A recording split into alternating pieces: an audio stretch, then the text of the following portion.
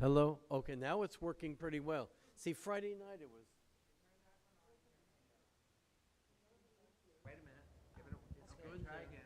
I'll try again. Okay. Can you hear me? Tion, can you go over there and just tell me? It, Definitely. okay.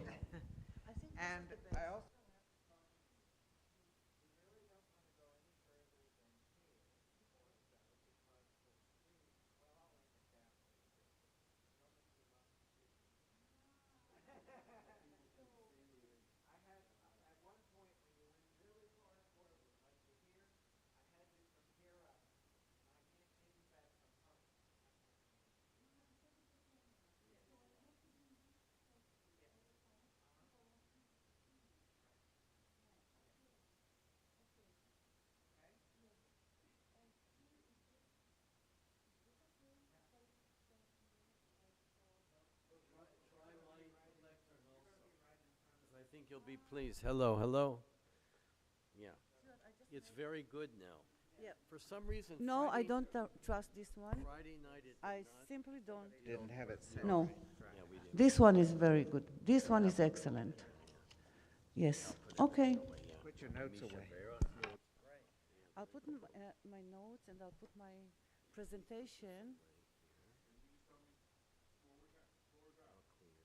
Tuesday. Okay.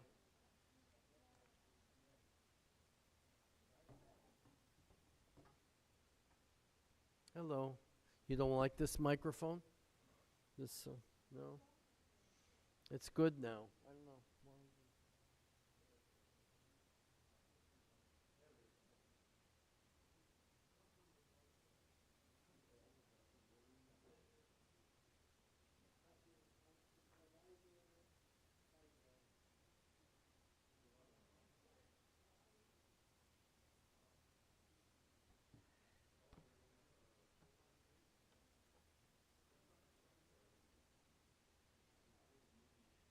Okay.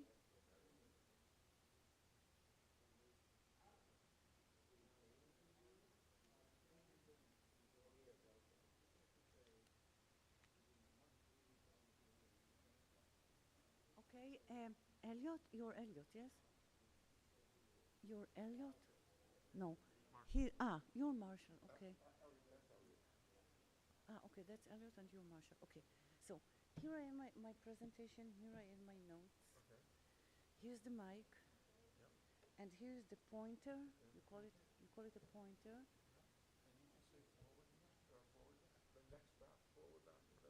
Okay. Yes.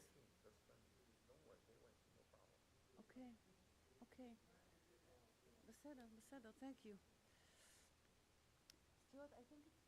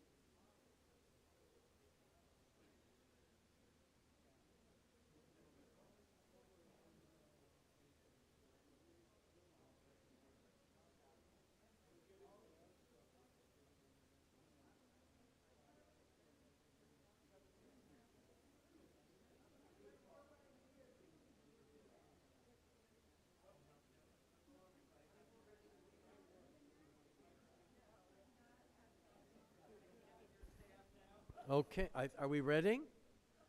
Boker Tov. Are we going to start?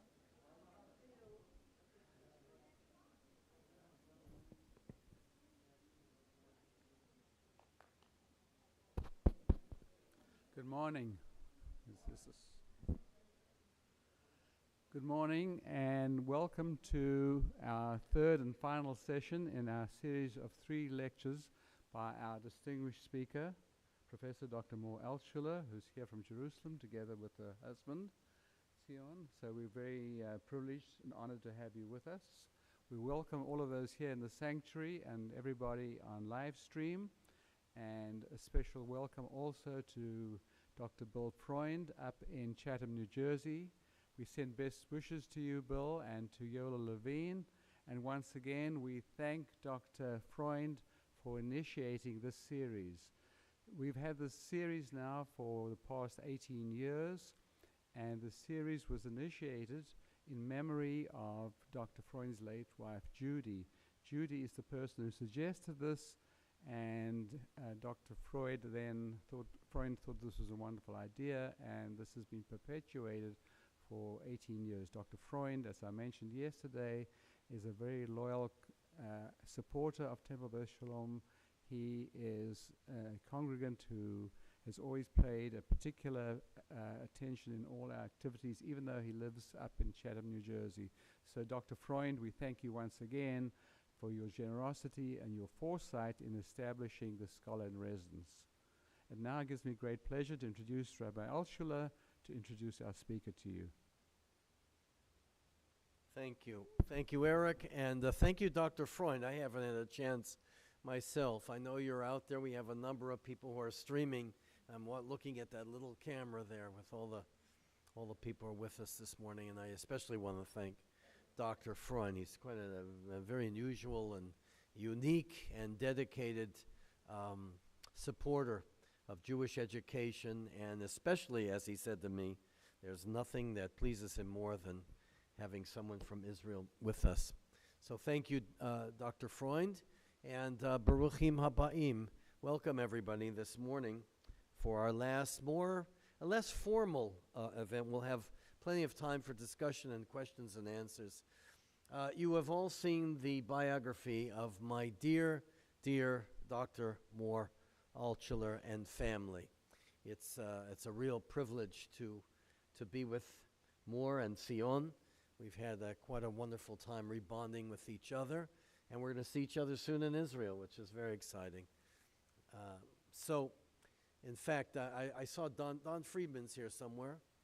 Oh, Sion commented about your davening that reminded him of the shul that he grew up in Rishon LeZion.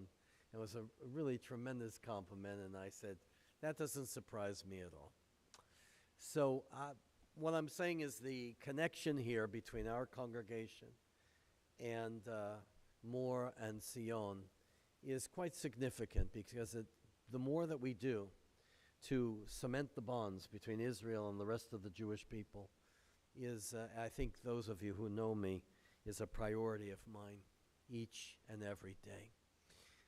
Dr. Altshuler's resume is quite full.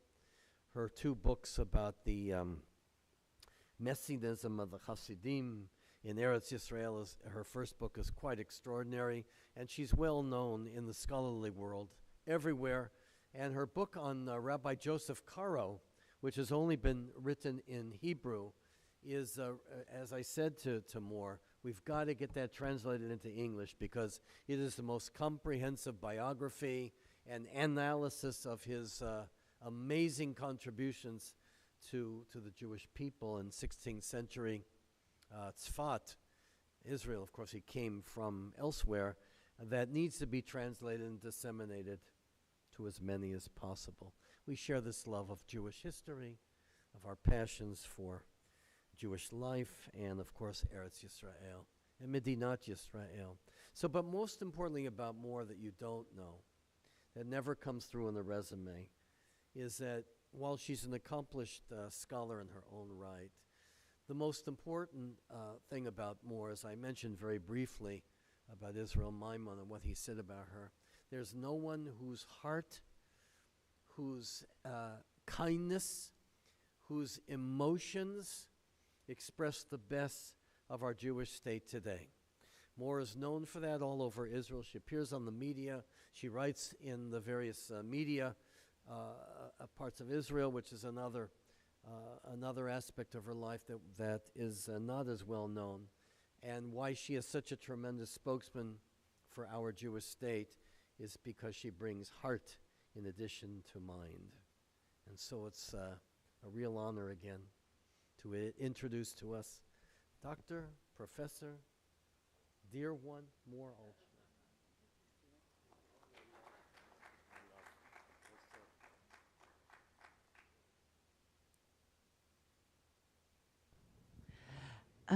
Thank you very much, Rabbi Altshuler, and good morning, all of you. And I hope you hear me. Can you hear me, all of you? Okay. We don't want, this problem to reappear again. So I need you all to hear me. If there is any problem, raise your hand and say we can't hear you, and I'll do my best so you can hear me. I'm so very happy and glad to be here in this wonderful congregation, and it has been a wonderful weekend so far, and I hope that I will not let you down with this last lecture, which I called The Miracle of Israel, or Miraculous Israel, if you wish. So let us start, and again, if you can't hear or there is any problem, just let me know.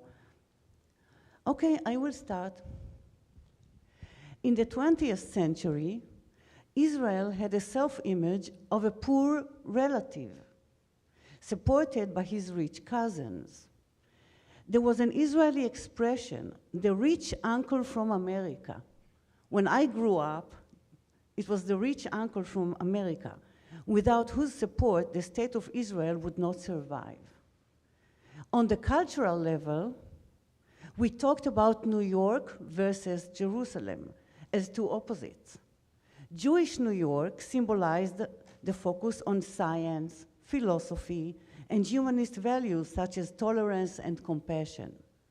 Jerusalem represented commitment to the Jewish state, military power, growing military power, old history, or in other words, Zionism, which gradually went hand in hand with Orthodox Judaism. This distinction was not totally geographical. One could find Jerusalemites among American Jews and New Yorkers in Tel Aviv. New York's argument against Jerusalem was mainly that the Jewish state was preoccupied with survival and wars, and thus could not invest in science, medicine, philosophy, and art, in which Jewish New York excelled. A prominent Israeli philosopher in the 20th century, Yeshayahu Leibovich, adopted this argument and was critical to the intellectual achievements of the Israelis.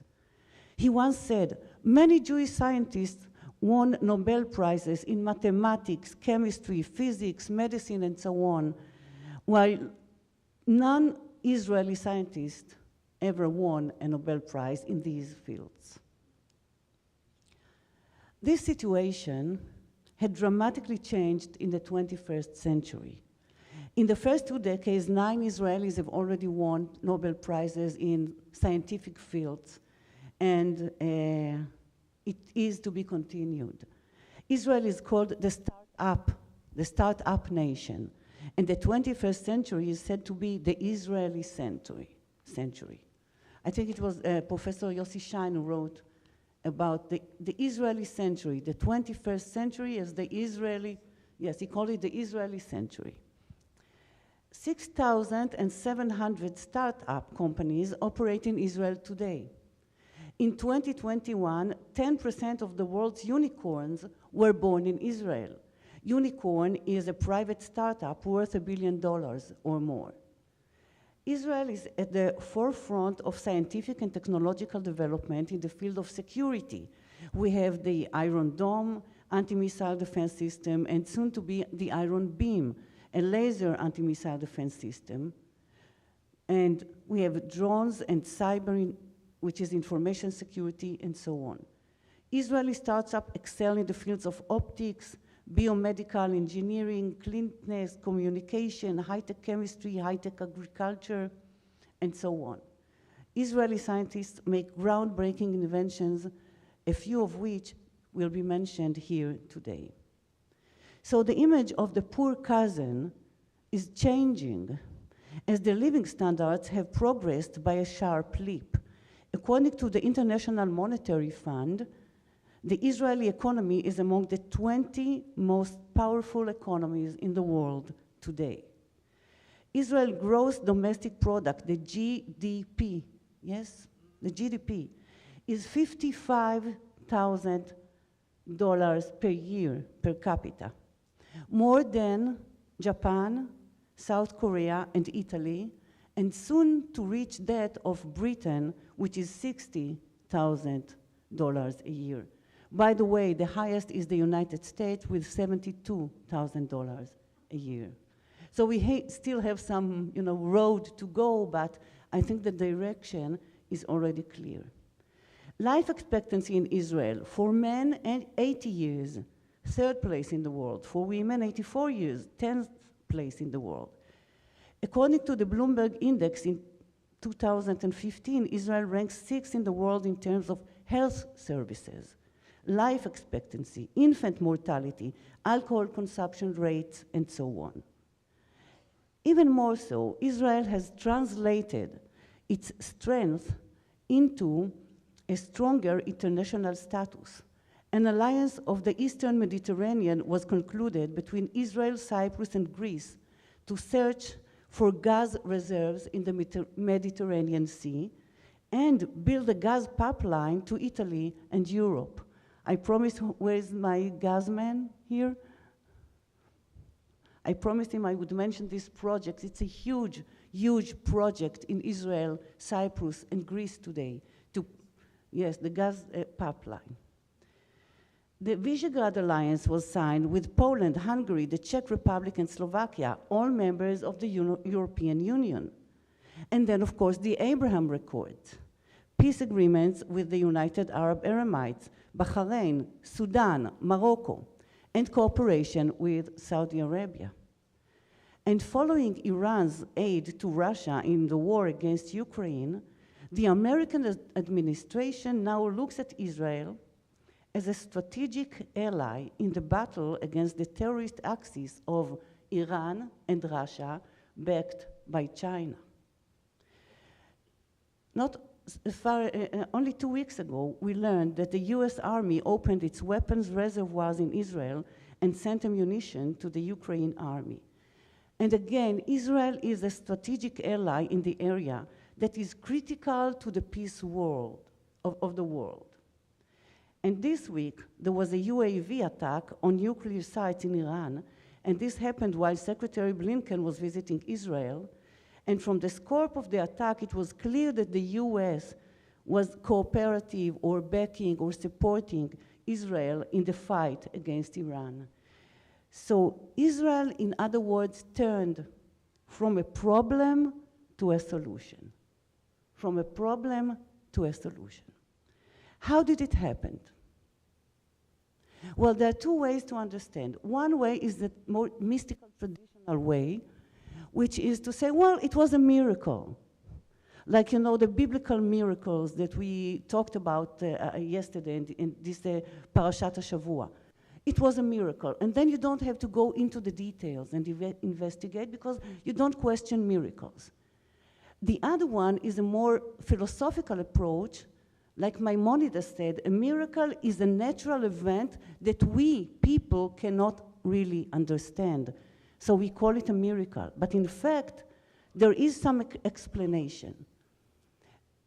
I would today go into the details of this philosophical approach. How did it happen with tear, blood, and sweat of many, many people? I would like to analyze it philosophically, but also practically, from several angles and points of view, which nobody ever did it. Because we either, praise our achievements, or we ignore them. But nobody ever said, okay, let's see, was there a plan there? Who worked, who did what in order for this miracle to occur? So this is what I would try to do today with your patience. I hope I have your patience for this. Let's start at the end of the 19th century, when over 2 million Jews emigrated from Eastern Europe to the United States, and another 1 million Jews emigrated elsewhere to other countries. Only 25,000 young Jews turned east to the land of Israel, then under the rule of the Turkish Empire. This was the first Aliyah. We call it the first Aliyah. Their vision was clearly presented by Theodor Herzl. You can see Theodor Herzl and his novel Altneuland, Old New Land, published in 1902. Herzl not only envisioned the establishment of the Jewish state half a century later, but also the prosperity and progress of this state. And Herzl wrote, "We will adopt the idea of the cooperative society from Britain, from England. We will adopt the achievements of German science. We will adopt the American technology to build a new society. Our new society will be more than the sum of all its components because it is built upon freedom." So in other words, Herzl's vision rested on the understanding that the Jewish independent state could succeed only if it provided security, food, health, and Hebrew education. Security, food, health, and Hebrew education. These were the main concerns of the traditional Jewish communities in the diaspora, but on a different scale, a scale of a free independent state. Or put differently, Zionism relied on the intellectual resources of the modern world and directed them to a collective goal rather than an individual goal, the constructing of a free state in our homeland.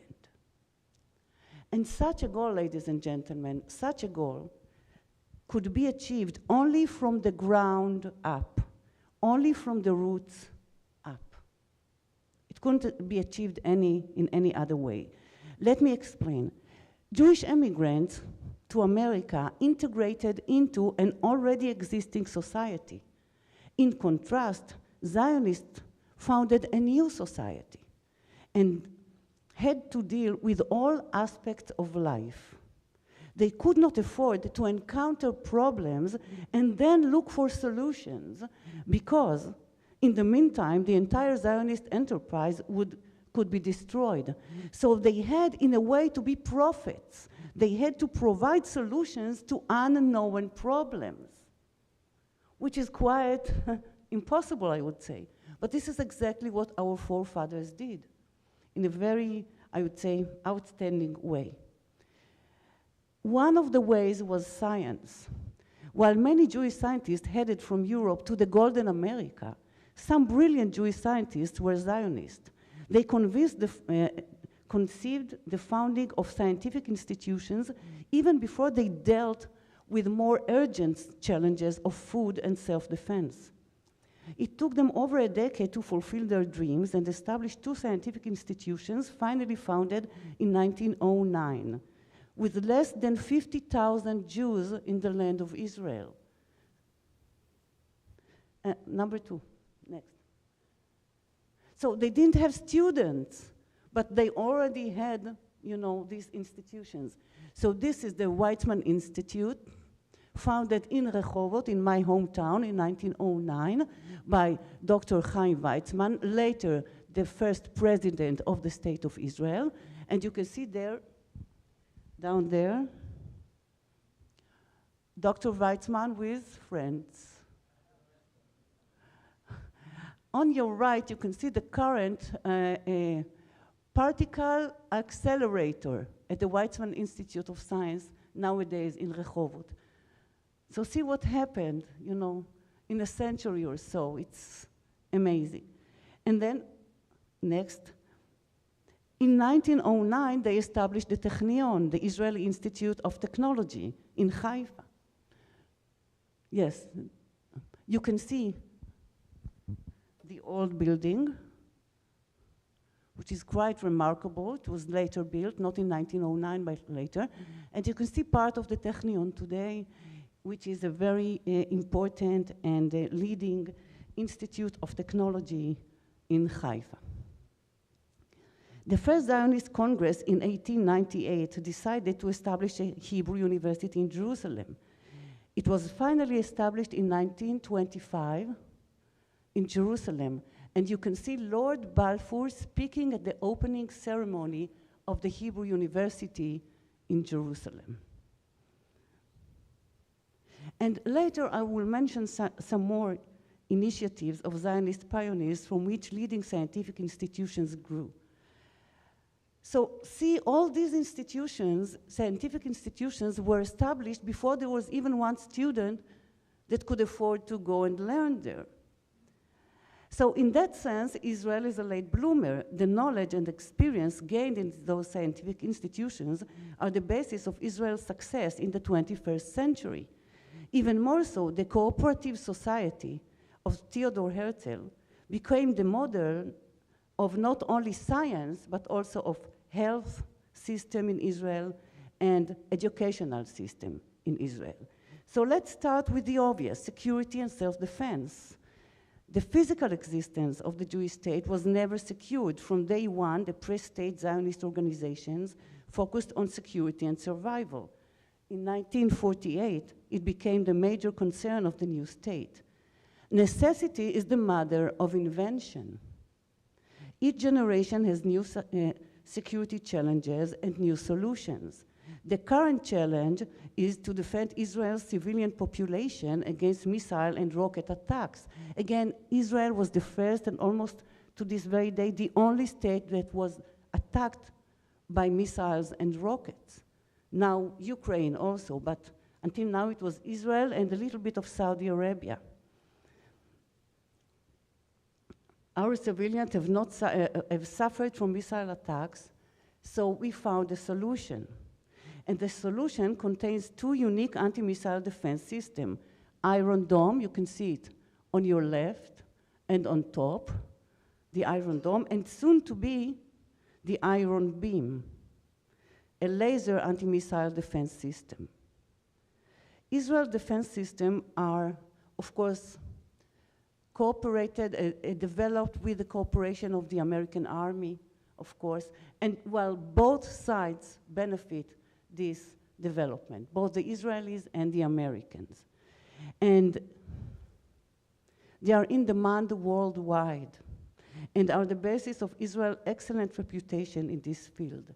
So as I said, necessity is the mother of invention. Let's move on. A self-contained nation. The desire of the Zionist pioneers, the first Aliyah, in the end of the 19th century was to transform themselves from merchants, craftsmen, and yeshiva bochers, yeshiva students, into educated farmers who grew more than they needed for themselves. Among those pioneers were my great-grandparents. I think I showed it on Friday. This is their home in Rehovot, built in 1890.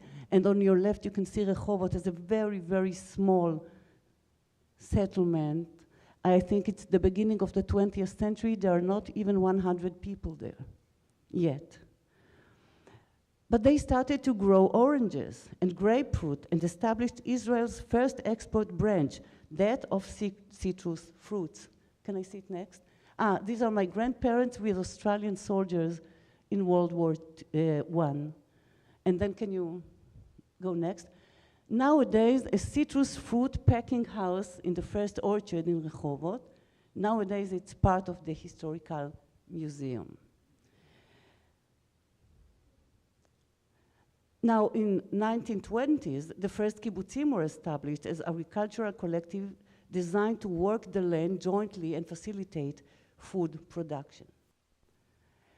So Zionist farmers aspired to develop scientific, what I call scientific agriculture, not just farming, but scientific agriculture. In 1906, Aaron Aronson, the agronomist, and botanist, found wild wheat in the Galilee. It was a discovery that changed, in fact, the face of agriculture because it made it possible to improve crops and increase wheat's resistance to diseases and drought. Even before World War I, Aronson founded a botanic research station in Atlit, near the sea. In 1921, agronomist Yitzhak Volcani founded another botanic research station, which later became the main agricultural research organization of Israel. And in 1937, the Hebrew University founded its Faculty of Agriculture.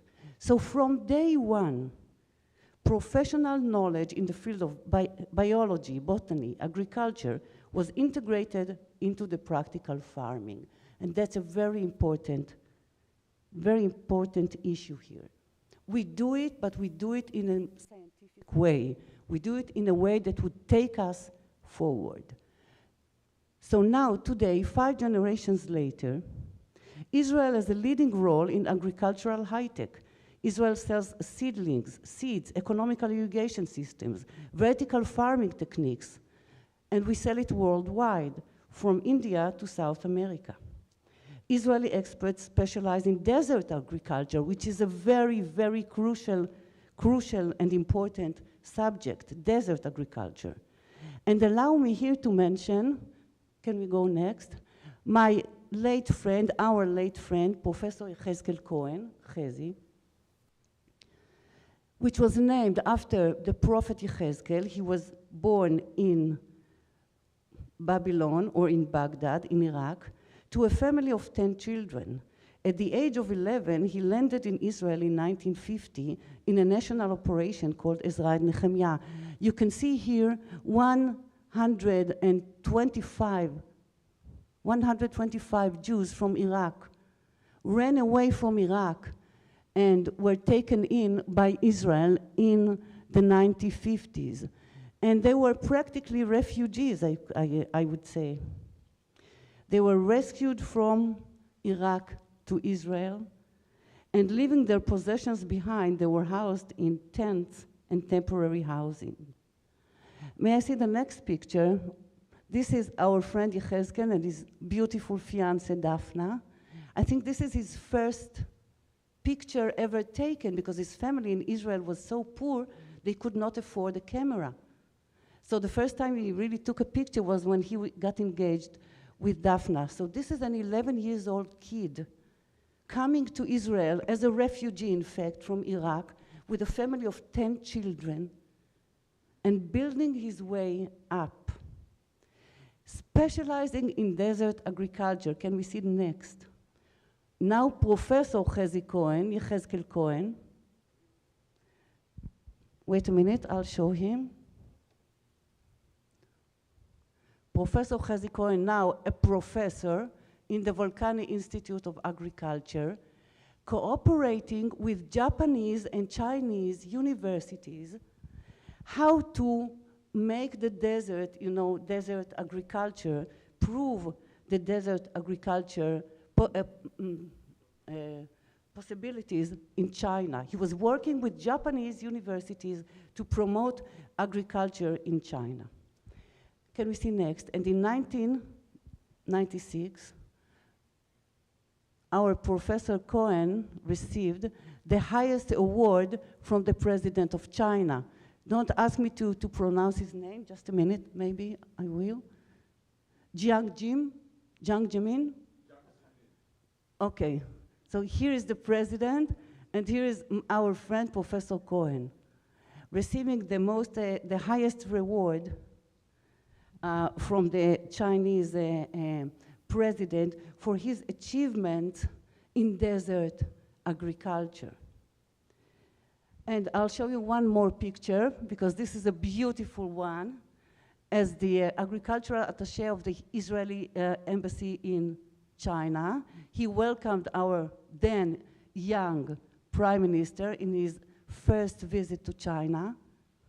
And look at Mrs. Netanyahu. She was really, really handsome and pretty, wasn't she? Weren't we all? Weren't we all? So the late Professor Cohen, Yechezkel, always said that his memory as a child in Israel in the 50s, when he was poor and sometimes even hungry, motivated him to find new ways to feed the children of the world. And I give you his example just so you understand. Sometimes Israelis took their own pain and misery and turned it into a blessing. This is what motivated him to work for the children of the world, his own personal experience in Israel. Now I'll give you another exciting example of Israel's innovation in the solution to water shortage. Water shortage. Israel is a desert country in the basis. So in the Bible, our forefather Abraham dug water wells and called the place Be'er Sheva, 7 wells, in Genesis. After the Philistine blocked the wells, his son Yitzchak dug Abraham's wells again, and he found a well of living water, as Genesis says.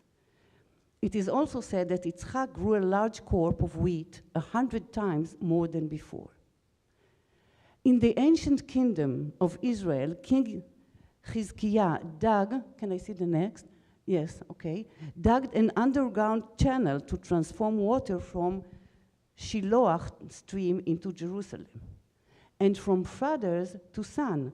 In 1883, 3 young pioneers, can we see the next one? Dig a tiny well in the tiny settlement Rishon LeZion, their first well, and they called out, "We found water." So this is the first well they dug in 1883. They understood that without water, there will be no agriculture. Then later, can we see the next? Okay, and then they built this tower, and you can see the cows that come to drink. This is, nowadays, it's a city of almost 1 million people, the fourth city, large city in Israel. But back then, there were cows, and it was really a country community. In the first years of the State of Israel, its most significant engineering project was the national carrier. Pumps were laid to carry water. You see, from the Sea of Galilee to the rest of the country, because we didn't have enough water. As a result, the Sea of Galilee was in danger of drying up. But nowadays, we flow water to the Sea of Galilee, to the Kinneret, after Israel has designed and built water desalination facilities where salty seawater is turned into drinking water and irrigation water. This is one of the 5 already existing facilities in Israel where we take salty water from the sea, make drinking water and irrigation water in a non-polluting process. It's a free, non-polluting process, you must understand. Israel is now providing free water to the state of Jordan, our neighbor Jordan, a desert country that suffers from a severe water shortage. Israel has offered to build water facilities like this one in the Gaza Strip, but of course Hamas refused. But we can do it, and we are willing to do it. Okay, water, medical care. What about medical care? I said security, food, health, and education. So, affordable medical care. Zionist doctors, from the beginning of Zionism, doctors that learned in Russia, Germany, France, found a cure for the malaria. They established the Hebrew Workers' Union in the land of Israel, established the first affordable medical care as early as 1911. Cheap membership fees were set to allow the pioneers essential medical service. And then the women of Hadassah established as early as, I think, 1913, their first station for the health of mothers and newborns in Jerusalem. This is, of course, the American women organization, Zionist organization in America. So this is the first station of health care for women and newborns. Later, of course, the Hadassah Hospital was founded in Jerusalem.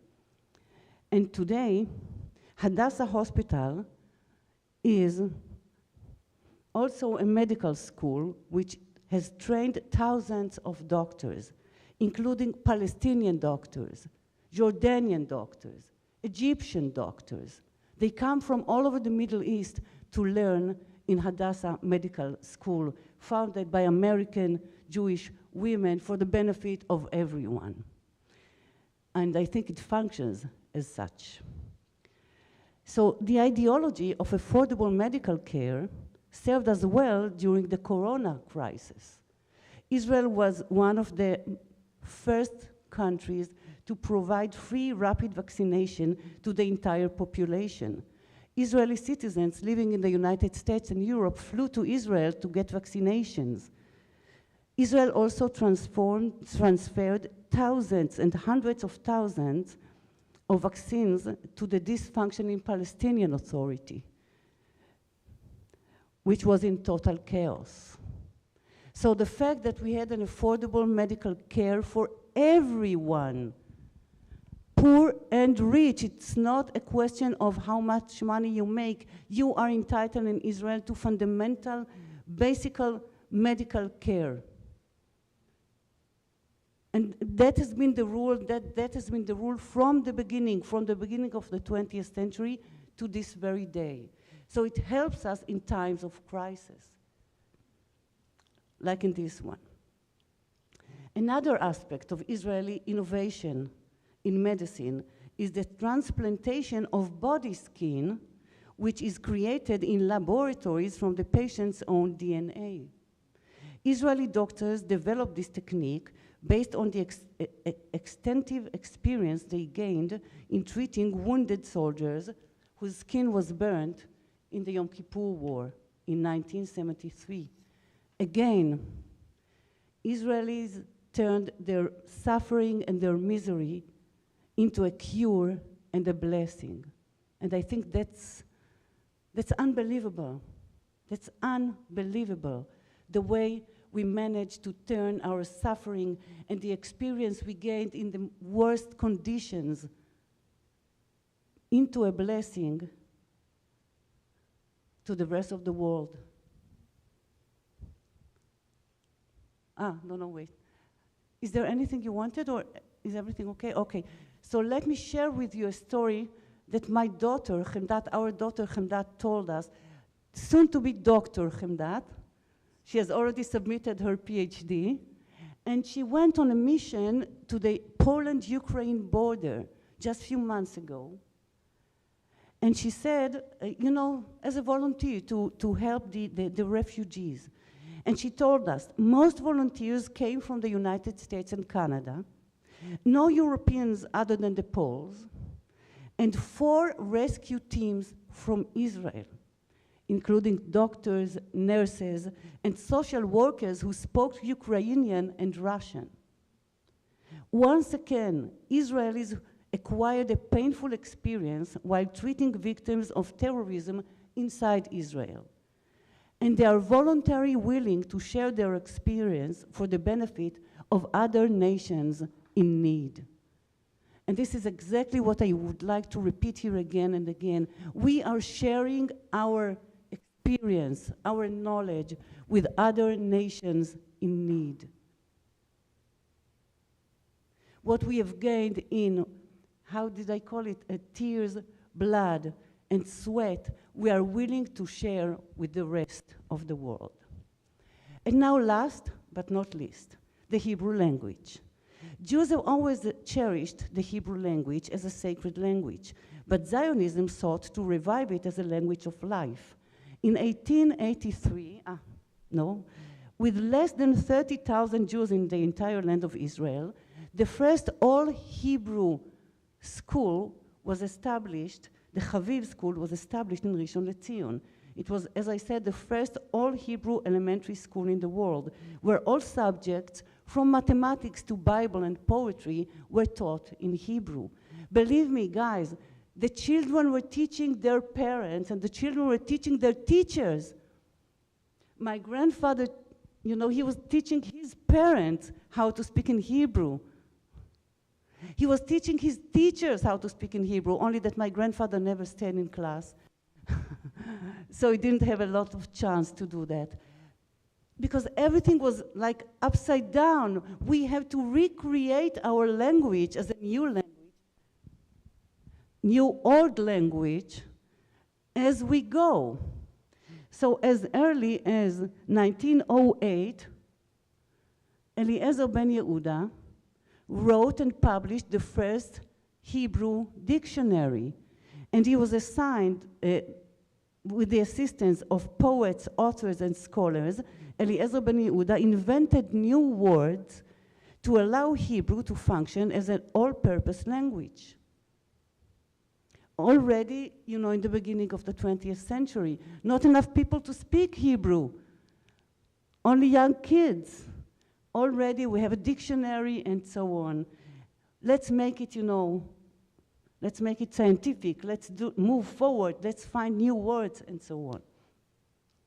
In the 1950s, the young state of Israel absorbed hundreds of thousands of new immigrants and hundreds of volunteers. And young soldier teachers taught the immigrants to read and write in Hebrew. It was one of the largest operations in the world to eradicate illiteracy. So you can see a young soldier teaches another young soldier Hebrew, and on the right you can see this is a nurse. She's teaching newcomers Hebrew. And nowadays, the Hebrew language is a mother tongue. It is spoken in the street and in schools. Israelis write scientific articles, philosophy, and poetry in Hebrew. Israelis have become prominent contributors in literature, visual arts, film, and television. So the ability to read the Bible in the original Hebrew gives a more intimate understanding of the heroes of the Bible. It also enriches modern Hebrew and the imagination of writers. The Zionist revolution succeeded because of the Hebrew language. Altogether, ladies and gentlemen, less than 150 years have passed since the first tiny Zionist settlements were founded in the land of Israel. And now the state of Israel has reached achievements that place it at the peak of scientific and technological developments.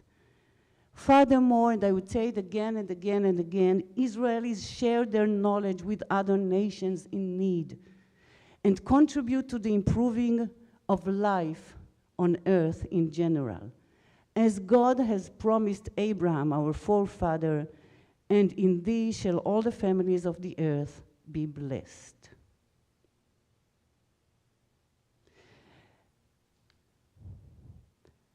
I do need to say one more word, very important word here. Jerusalem versus New York. I don't think Israelis could have reached their achievements without the aid, support, knowledge, enthusiasm, and commitment of American Jews. I gave you only one example, that of Hadassah Hospital, but there are so many examples to this very day. I mean, nothing could have been done in Israel without the support, the knowledge, and the commitment of American Jews. So together, we make up a nation to be proud of. This promise of God to Abraham is something that we can share, Israelis and Americans alike, because it was done together. Altogether, all the diaspora came to the land of Israel. We have Jews from Russia, from Iraq, from South Africa, from Europe, from United States, from South America. I mean, and every community, as they come, give us something more that others don't, something unique to them and to them alone. But as I reflect, I think that the share of the American community is unbelievably important and crucial to the success of the State of Israel. So, allow me to conclude my lecture by saying, as long as Israel keeps the principles of Zionism, it will prosper. As long as Israel is supported and helped by other Jews throughout the world, it will prosper. This is my conclusion as an historian.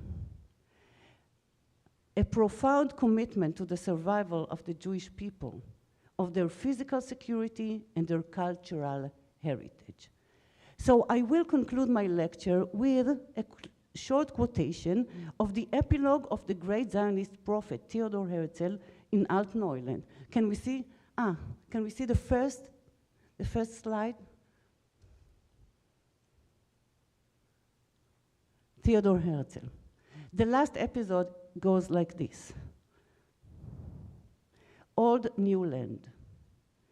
In the last episode, the protagonists of the novel gather and ask themselves, we see a new and happier form of collective life. Who is responsible for this? Old Litvak said, adversity. The architect said, the reunification of the people of Israel. Dr. Marcus said, science. Joe Levy said, willpower. The professor said, the forces of nature. The English preacher said, mutual tolerance.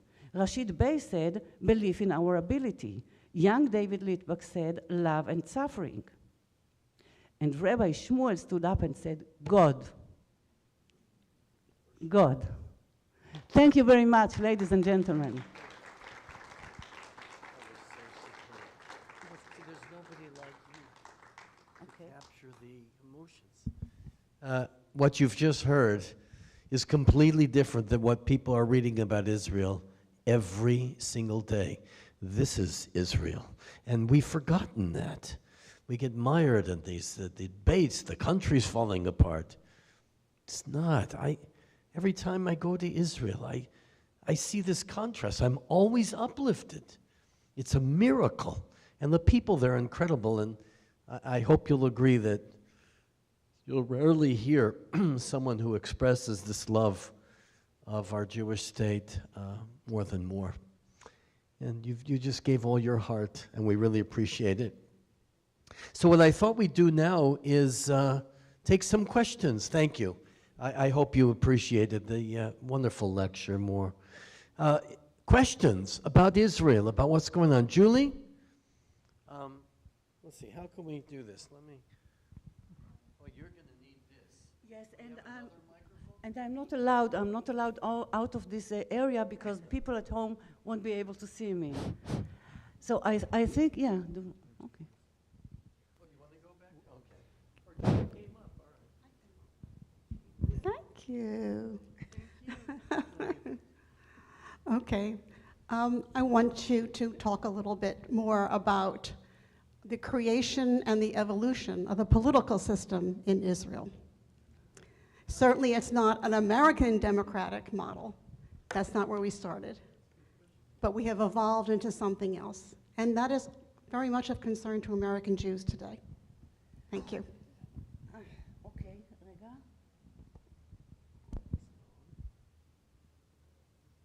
Wait a minute, I need to. It's not going on. Is it on? It's on. It's on? Yeah.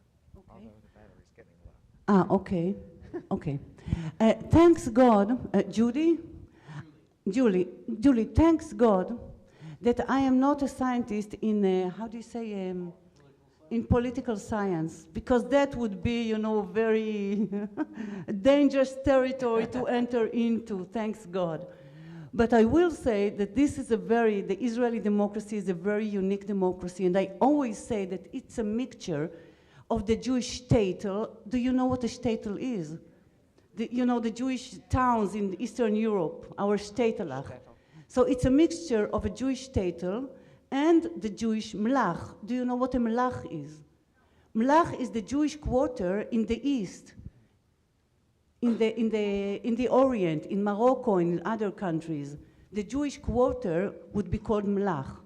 So Israel's politic system is a mixture of the shtetl and the mlach. This is our system. It is not understandable to others as we, for example, cannot understand the American system. We get lost. Neither can we.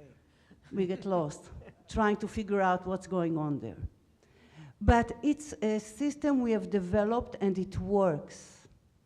It is flexible enough to contain all contradictions, and it is strong enough to move forward to some kind of unity.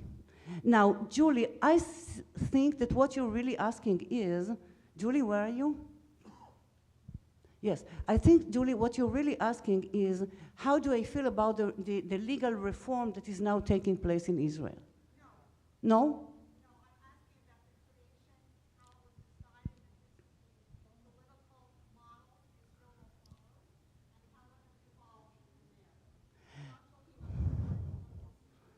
No? Okay, okay. So I think it evolved from the Zionist movement establishment. Since everything was voluntary, you know, in the diaspora in the 19th century, everything was voluntary. There was no such thing like a state or state in a way. There was a voluntary movement of people, Jewish people from Europe and later from the United States joining this movement. And it was, from day one, it was a democratic movement. I mean, everything was by voting and majority against minority. And of course, in every subject, there was a majority and a minority because we are Jews. And read the Talmud and see how in the Talmud there are always debating, and there is always more than one opinion, because this is the heart of Jewish law and of Jewish creation. We have an opinion, but we go against our own opinion. You know, we have two Jews, but we have three opinions, and so on. So we debate as part of our democratic system. It was an intuitive system, not a ready-made system that we adopted. As we went along, and then later on in the land of Israel, when the pre-state establishment was founded and everyone was allowed to vote, one person, one vote, including women from the first, internal, I would say, elections, because these elections were not recognized by the British rule. It was a voluntary election. It was not recognized by the British rulers of the British mandate in the land of Israel. But from day one, women voted. I think the last European country that allowed women to vote was Switzerland in 1962. While in pre-state Israel, women voted from day one, and they were also elected, voted and elected. This is amazing. What was the model? I think it was Moses and the people of Israel in the desert. Maybe it was King David. Maybe it was the tribes. Maybe it was later on the Sanhedrin and, and all our legal system that develops stage by stage. Maybe it was just, a dream that we dreamt, but it worked. So in 1948, the majority of the Jews in the land of Israel said yes to the establishment of an independent state. Was it a miracle, or was it a very political, very wise political progress or action or process in which we Jews understood we have to compromise? Because if you look at the Talmud, there is always a practical compromise there in the Talmud. There are many opinions, but it ends with a practical compromise that we can all live with. And this is exactly how it happened. So the state was established. It was determined from day one, even before the state was established, that this was going to be a democratic state. So the first assembly that voted to establish the state of Israel became the first Knesset. And in no time, during the War of Independence, already elections were organized and parties, grew and organized. And we started, of course, to fight and to quarrel and to argue, because that's what we do. But in 1948, there was already a functioning parliament, Knesset, and then government. And this was the government of Mr. Ben-Gurion. And one of the first rules that this government took was free, mandatory education for all children, Jews, Arabs, boys, girls, everyone. From 6 years old to 10, it was then 10 and later 12 years old, all children must go to school, free school. It was a mandatory from that moment on. Again, Ben-Gurion was acting in accordance to Theodor Herzl's ideas of free education to all. I mean, it's unbelievable, but when you go into the details, you understand that it was really miraculous. Okay, yes. Yes, I think I've got the next one. Jonathan Goldberg, 2 questions. The first you will find a lot easier than the second. 2 questions. The first question, how are you related to our dear Rabbi Stewart? Because nobody's told us.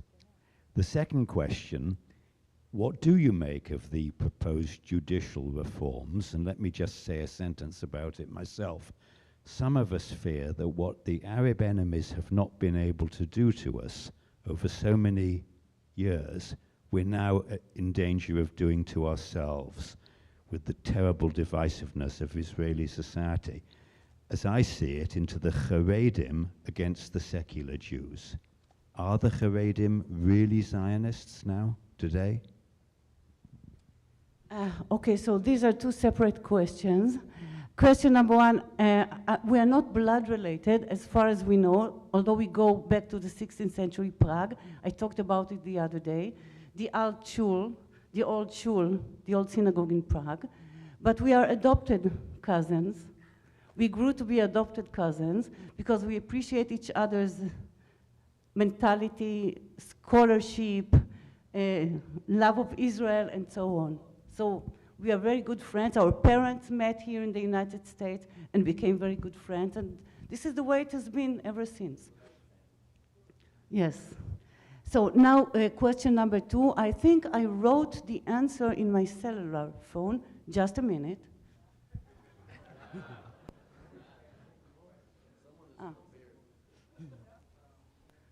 איפה הטלפון שלי? מה?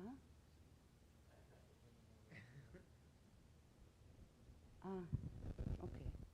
So I do have some answer. I wrote it very late last night in my cellular phone, but it will only be a partial answer, okay?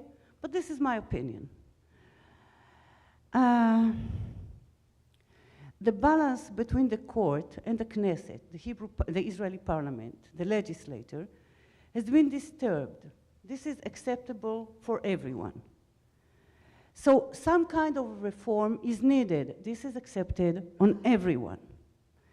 Yet it is clear that the proposed reform is by Yariv Levin, the current Minister of Justice. This reform is exaggerated. It is exaggerated. The solution will be negotiation. This is the Jewish way. The legislators discuss and argue, and finally they reach practical solutions, because ideology-wise, we cannot agree. But practical solutions can be found. This is the Jewish way. And I believe that it will be found on a practical ground, because again, ideologically, we cannot agree. I'm secular, these are ultra-Orthodox, and these are socialists, and these are capitalists, and these are left, and these are people are right. And then we have the Arab population, and they have their own desires and beliefs, and so on. But practical solutions can be found, and eventually they will be found. So there is a lot of now going on in Israel. The atmosphere is bad. You know, I was crying all the way to the United States in the airplane. I said, what am I leaving behind? Such a divided nation. Again, 25 years after the murder of Yitzhak Rabin, and again, a divided nation, when we are willing to, you know, I don't know, kill each other. So everything is so exaggerated. But a solution and a practical compromise will be found sooner or later. This is my belief. This is what it has always been in Israel, and this is the Jewish way. This is the Jewish way. There is no other Jewish way but to find practical solutions that everyone can live with. You know, the other day, I met Professor Ben Zaks, and he spent 2 years in Israel. He said it was a wonderful time of his life. He was helping the emergency rooms in both in Haifa hospital and in Jerusalem and so on. And he was also supporting and training the Israeli rescue teams, you know, that operate in times of crisis, of a military crisis and so on. He said it was the best time of his life. But then we started to talk, and he said, how do Israelis have a meeting, a professional meeting? Everybody is late. When they enter the room, they start shouting. They don't talk, they start shouting. Now, the chairman has no agenda whatsoever. And then suddenly they leave the room, but before they leave the room, they say, it was a good meeting. This is, I think, what will happen here in this case as well, because together we have so much to lose by, you know, hating each other. We cannot afford it. Yes.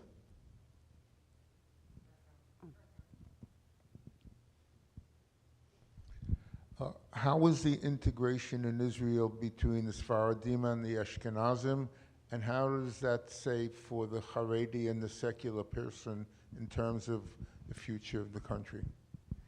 Well, as you can see, I'm an Ashkenazi girl. My husband is an Oriental guy. Our families goes back 125 years together because his family came from Urfa, which is South Turkey, near Haran, the city of Abraham, our forefather, and they walked to the land of Israel in 1895, while my family came from the sea, from the Ukraine, from Belarus, but in the same years. So we share a heritage of pioneers all together, and we live together, and we have children that are no longer neither Sephardic nor Ashkenazi. My daughter, when asked, she says, I am from Eretz Israel, I'm an Israelite.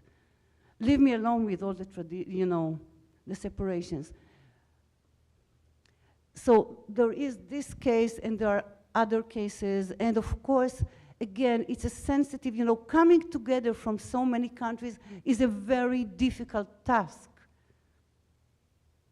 Because we come from so different cultures, the Eastern European culture, the East culture, the European culture, the Moroccan culture. Everyone has, it's like, in Sarasota, I said the other day, how many synagogues do you have? And this man said, 4 synagogues, 2 Reform synagogues, 1 conservative synagogue, and 1 Chabad synagogue, no, and a new Reconstructionist synagogue. So 5 synagogues with such a tiny community, and you have 5 synagogues. So double it, triple it in Israel, We have so many synagogues, and there is no 2 similar synagogues. Everyone has their own minhagim, their own prayers, and it goes to politics as well, and it goes to lifestyle as well. So it's a very, on one hand, very nervous society, full of tensions, but on the other hand, this is who we are. It makes us who we are. Coming together as a family makes us who we are. So we try to import the best of all diaspora to the land of Israel, and to laugh at each other instead of fight at each other. It doesn't always work, but this is, again, this is part of the experience of what we are, trying to do in Israel. Yeah, thank you very much. This is a very comprehensive description of Israel's accomplishments. But I want to ask you a question about an area that I think Israel has not accomplished as much as it could, and that is in the area of worldwide PR, public relations. Right now, Israel is being condemned around the world. There are lies being spread on college campuses throughout North America and Europe.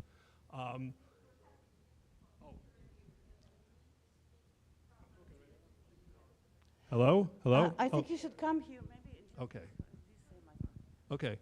Yeah. So my question is this. It seems like, with the demonization of Israel and the terms of the apartheid state, and the lies that are being promulgated on college campuses in the United States and Canada and the UK around the world, what can Israel do on a PR level to counter all of these lies and misrepresentations and falsehoods?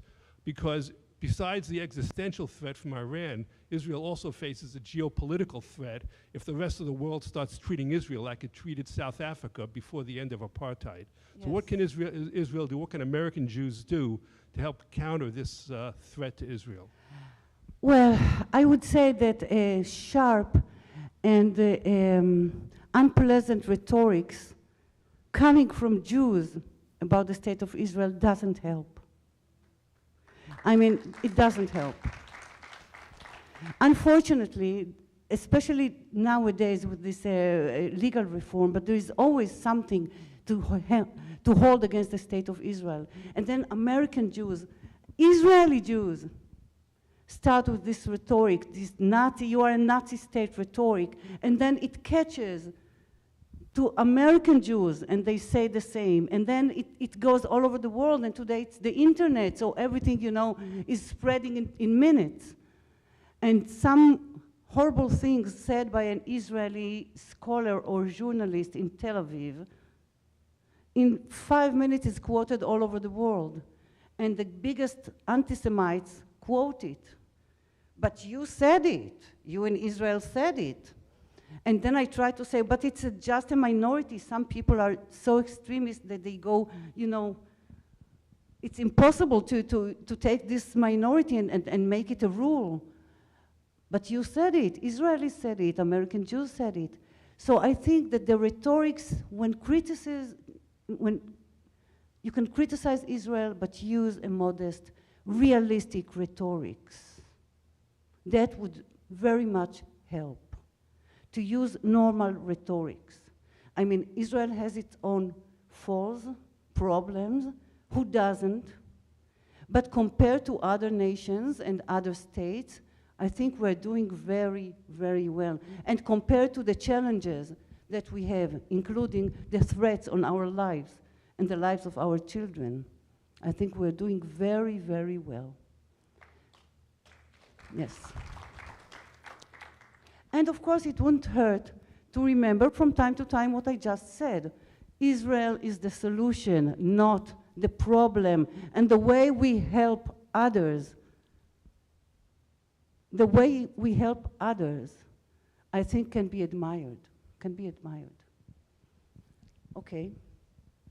First, Toda Rabba, Yasher Kochachech, was very, very beautiful and informative. I want to follow up on your lecture and the question that was just asked with maybe a suggestion and a request of you. So one of the biggest problems we have here among the American Jewish population is with the young kids, and especially kids just getting ready to go to college, the 8th through 12th grade, okay? Following up on practicality, innovation, and developing solutions that preempt problems. Would you take back to Israel the idea that what we need is a 10-minute TikTok version of the history of the Jewish people? I'm not kidding. Visual montages combined with your lecture to give people some perspective about the history and cycle foreshadowed in the Torah and the Haftorah of assimilation, huge success in foreign lands, and devastating destruction. And now, after 2,000 years, we have Medinat Yisrael. But very concise, so that it could be shown to kids with a 10-minute 10-minute attention span. 21st century rhythm. TikTok, TikTok, TikTok, yes. 10-minute attention span, because that's all they got. Thank you very much for your warm words. Yes, thank you very much. I think you could notice that I started with every time I spoke, I started, for example, water. Abraham dug a well.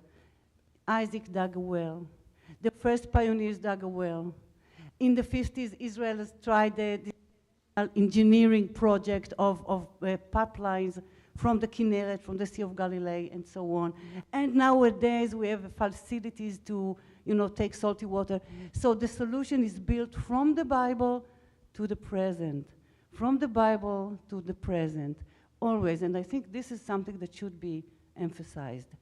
As far as your suggestion, make it a TikTok, talk. Oh my God, I have so many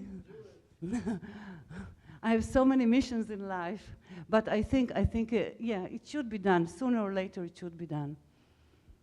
Yes.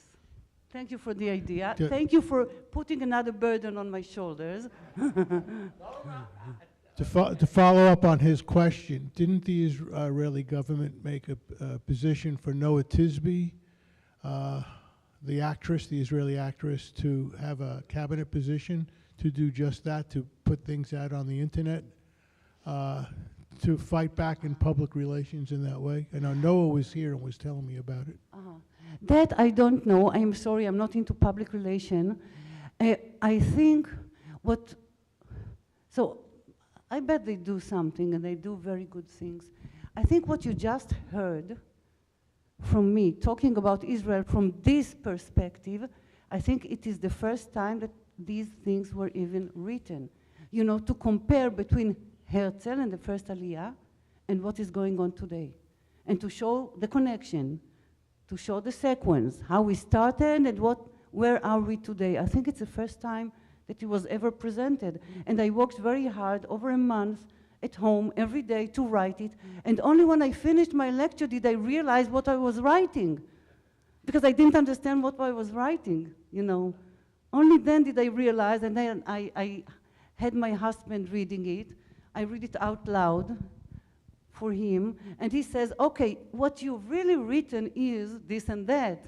So I change, and then I talk to Stuart, and Stuart says, what you've really written is this and that. So I change, you know.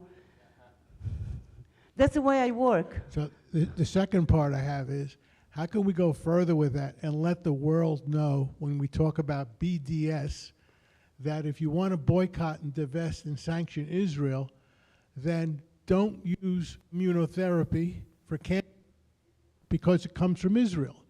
Don't use many of the pharmaceuticals that are in your medicine cabinet, such as Copaxone or Enbrel or Humira for Crohn's and colitis disease. All these come from Israel.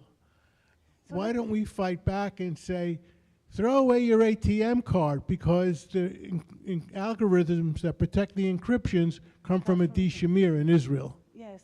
I think there was such a campaign. If you want to boycott Israel, you have to throw your computers, you have to throw your medicine, you have to throw your telephone, you have to throw many, many good things that you use. There was such a campaign. Listen, things change. We can see, you know, the half-empty glass, should be done, and how, listen, the Jewish state will always be hated by some people. I mean, anti-Semitism is a disease that doesn't have a cure. But on the other hand, see the full part of the glass, yes?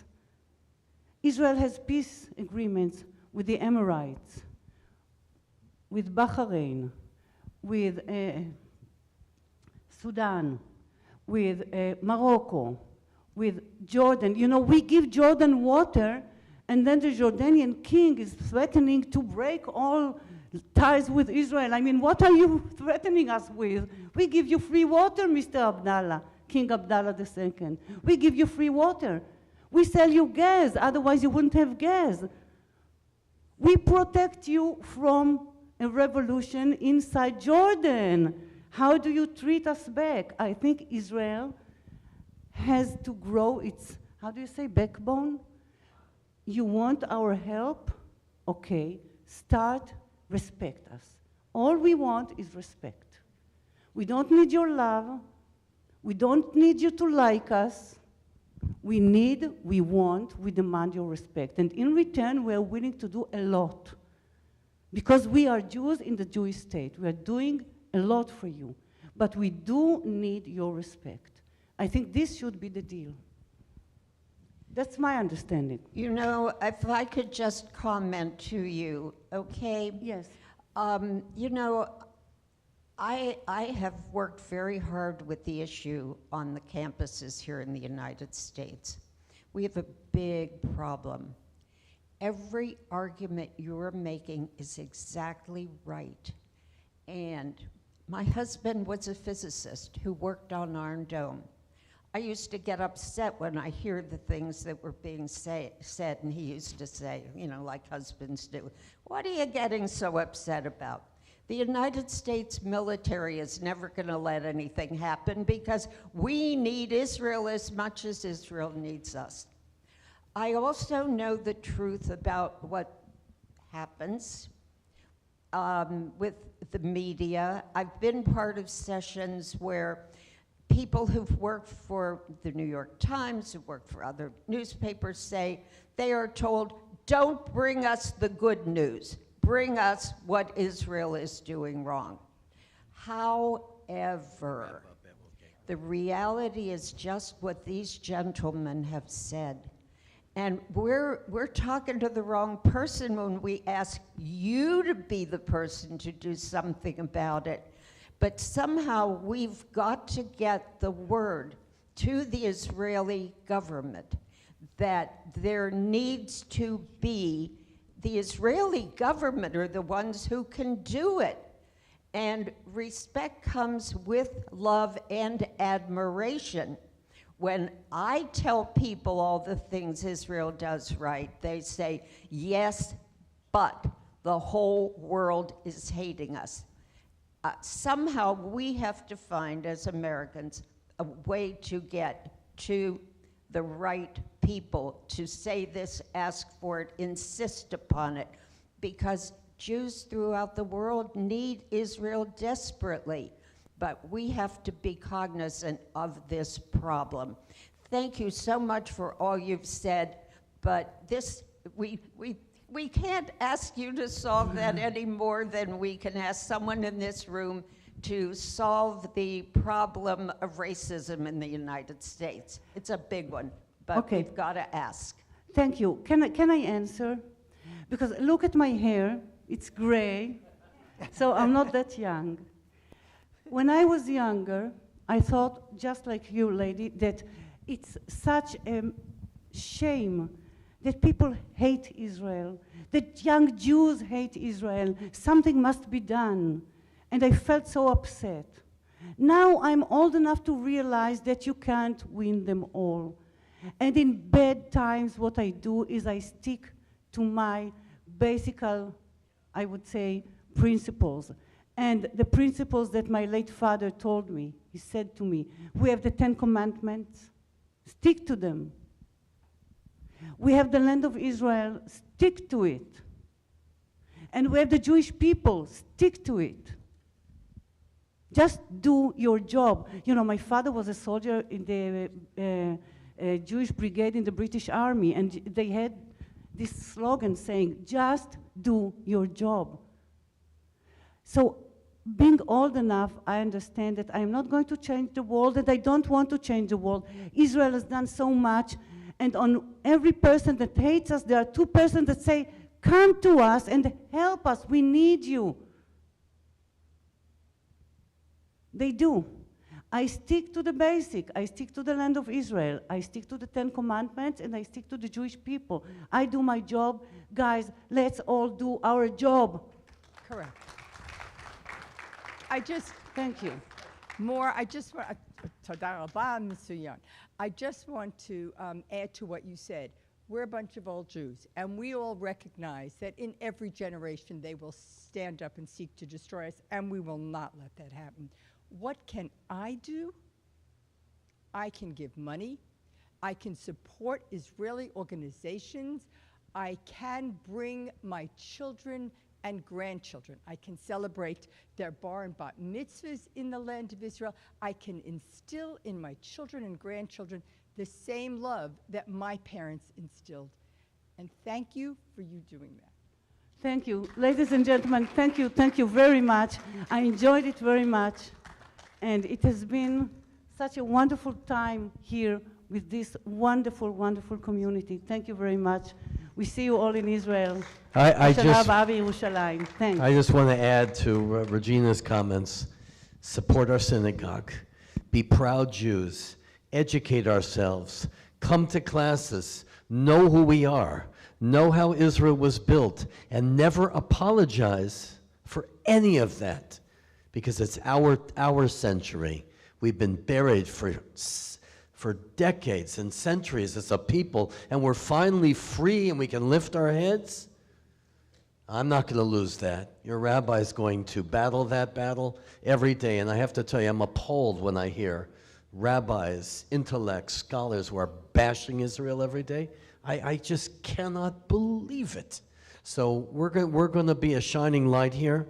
I'm determined to do that, and thankfully, because of my dear family that I've been with since 1977, we're going to carry that light in everything that we do here each day. Thank you.